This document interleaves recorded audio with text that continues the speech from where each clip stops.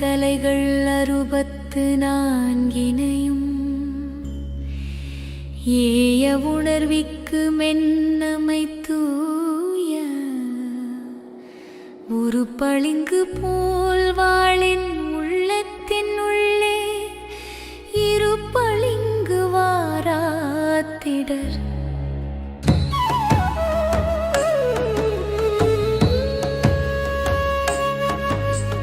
படிக நிறமும் பவளச் செவ்வாயும் கடிகமழ் பூன் தாமரை போர்